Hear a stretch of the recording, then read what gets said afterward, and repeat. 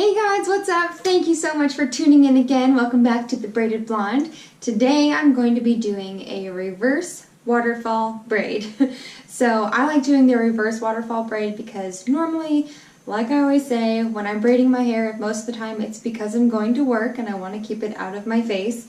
So the reverse waterfall braid pulls everything back, I usually put it into a ponytail or a messy bun or another braid.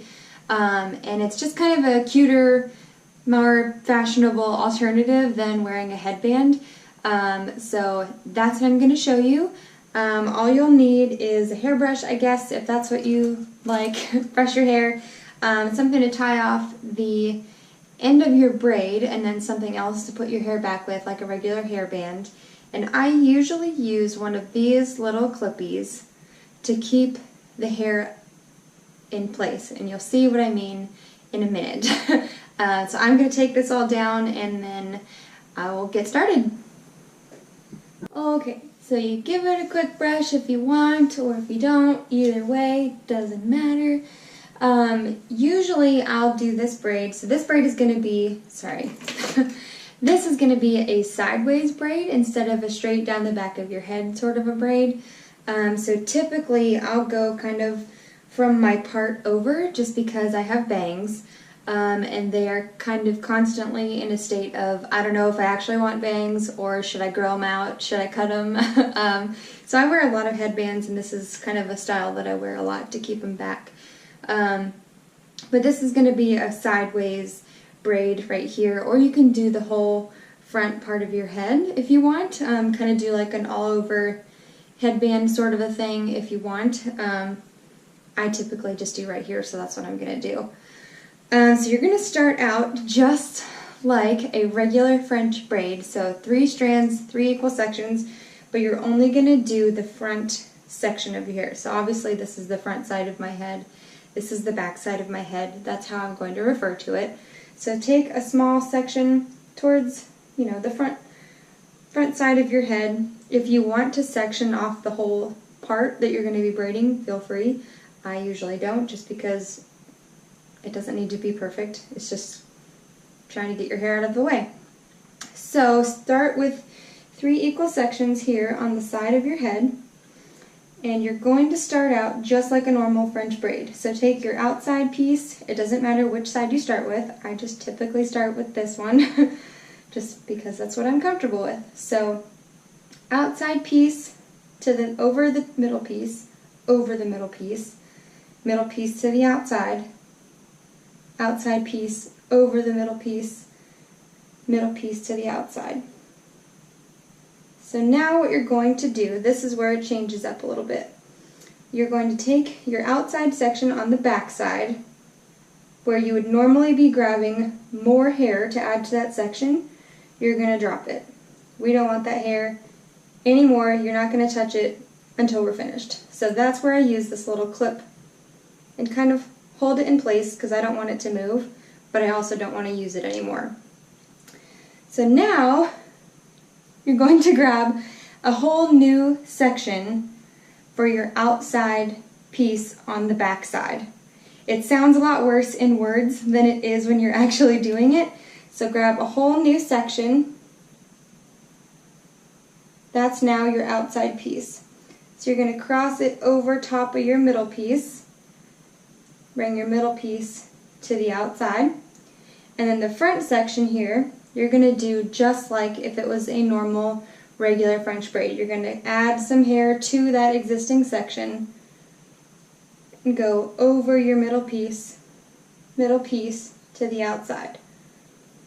And you're going to do the same thing that you did before with this outside section on the back side.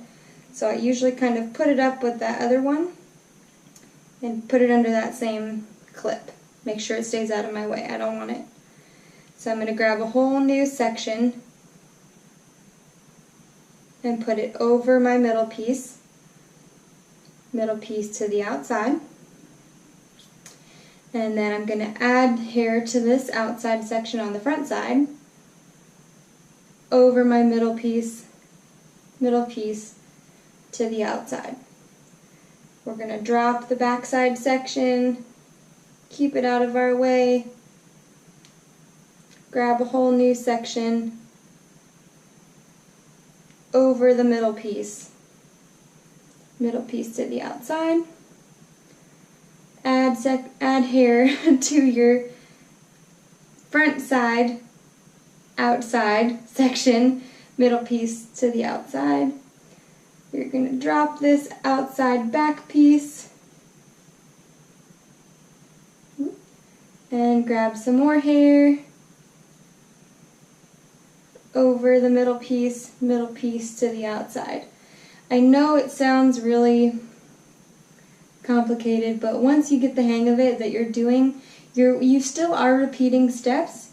You're just repeating 2 different steps instead of the same steps the whole way down, like you would with a normal braid.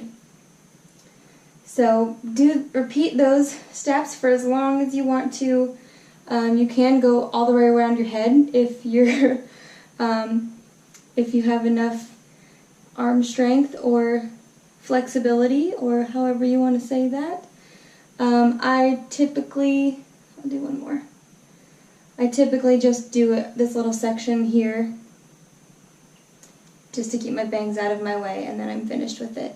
Kimby wants to join us.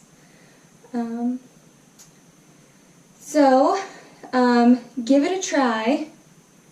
I will say that doing these kind of braids that are a little bit more complex, you have to get down. Sorry. That are a little bit more complex. They are easier to do, or easier to start out with, when your hair is either a little bit dirty and definitely dry, or when your hair is wet. Don't try, I mean, you can if you want to, but I don't suggest trying to do this straight out of the shower when your hair is sopping wet and slippery, because it's too slippery.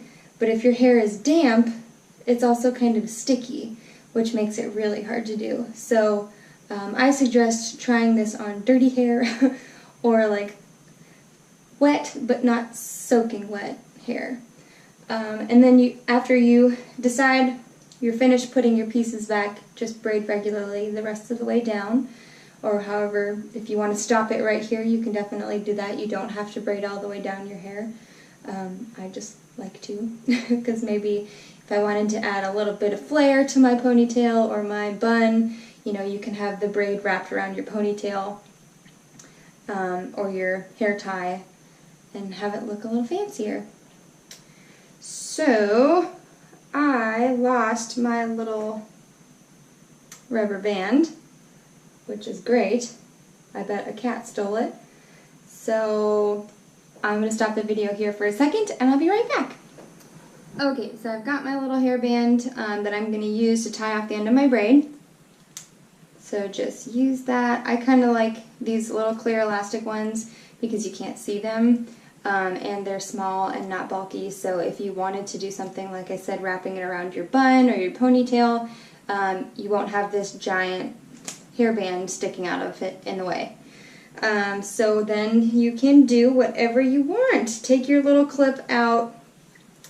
You'll notice that if you don't do anything with your hair, it's all back. You know, these are all the sections that you dropped. They're all back. They kind of start to poof out like this if you don't do anything with them. So if you want to make it tighter, if you want to pull them out and make it a little more voluptuous, go for it. I don't like to do that. That's personal preference. So then I typically just put it up into a ponytail, have everything out of my way, and pull back. I like the high ponies. Cheerleader at heart. So there, you've got it. That is your reverse waterfall braid, folks. That's it. A little bow. And like I said, if you wanted to, you can, you know, wrap this around and make it a little bit fancier. Just pin it back so you have your little braid. I don't know if you can see that. You have your braid around your ponytail. So that's a reverse waterfall braid. I hope you guys enjoyed it. It's really not as hard as it sounds. I know it looks complex, and it definitely looks really cool. I like it personally. I do this braid all the time. I hope you like this video. Make sure you leave it a thumbs up. Give me some comments below on braids that you want to see, please. Be sure to subscribe to my channel and definitely share this with all your friends. Thank you guys for joining again. I really appreciate you guys. I will see you next time. Bye!